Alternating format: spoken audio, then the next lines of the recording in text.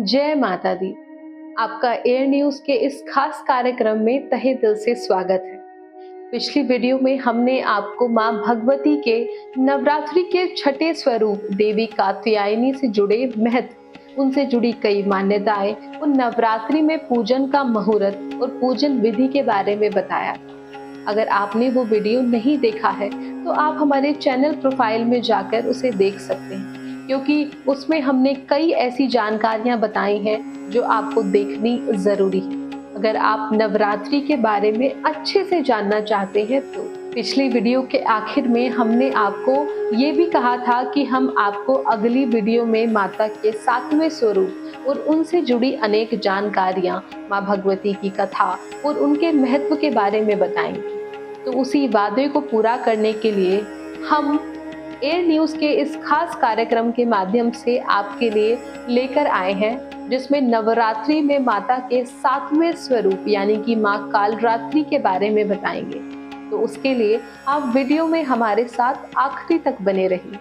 लेकिन उससे पहले हमारे चैनल को सब्सक्राइब और वीडियो को लाइक करना ना भूलें। चलिए वीडियो में आगे चलते हुए सबसे पहले आप सभी को माता के नवरात्रि की हार्दिक शुभकामनाएं। मां कालरात्रि की कृपा आपके जीवन में हमेशा बरसती रहे। चलिए माता का महत्व और उनके स्वरूप के बारे में जानते हैं। नवरात्रि के 7वें दिन माता दुर्गा के 7वें स्वरूप माता कालरात्रि की पूजा अर्चना की जाती है। माता कालरात्रि का शरीर अंधकार की तरह काला होता है।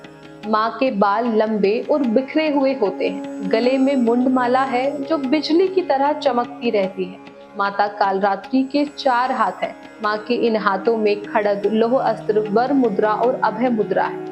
माँ दुर्गा के 7वें स्वरूप कालरात्रि को महायोगिनी, महायोगेश्वरी भी कहा जाता है। देवी बुरी कामों वाले लोगों का नाश करने और तंत्र मंत्र से परेशान भक्तों का कल्याण करने वाली है।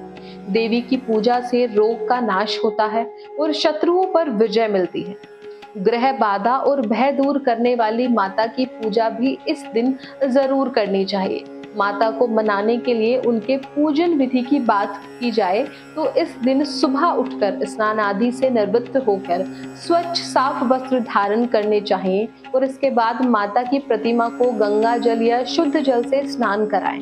माँ को लाल वस्त्र अर्पित करें, माँ को पुष्प अर्पित करें, रोली कुमकुम लगाएं, मिष्ठान पंचमेवा 5 प्रकार के फल माता को भोग में लगाएं। माता कालरात्रि को शहद का भोग अवश्य लगाना चाहिए।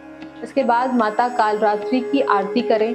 माता कालरात्रि को रात रानी पुष्प अधिक प्रिय है। पूजन के बाद माता रानी के मंत्रों का जाप करना शुभ होता है। देवी को लाल चीजें पसंद हैं। गुड़ या गुड़ से बनी चीजों का भी भोग लगाना चाहिए और माँ को लाल चंपा के फूल अर्पित करें।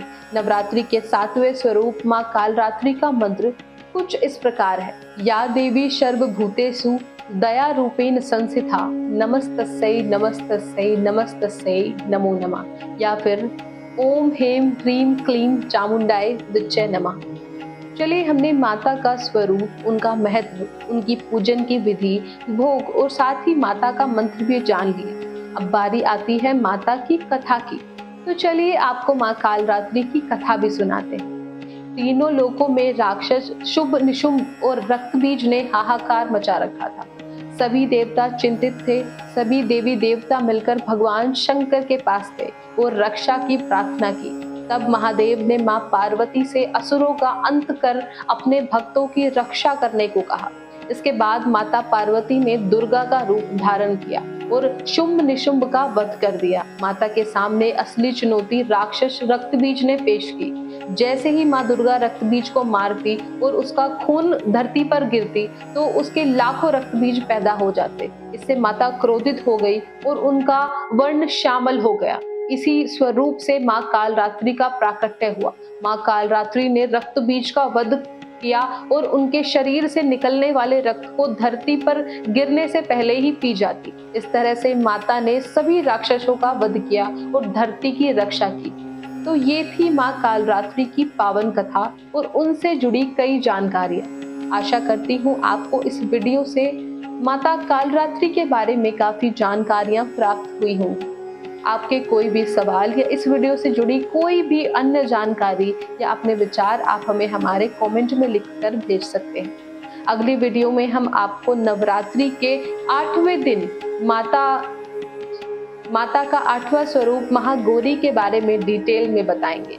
तो बने रहिए हमारे साथ और चैनल को सब्सक्राइब करके वीडियो को लाइक करके बेल आइकन को दबाना ना भूलें, ताकि आने वाले समय में हमारी महत्वपूर्ण वीडियो की नोटिफिकेशन आप तक समय से पहुंच सके।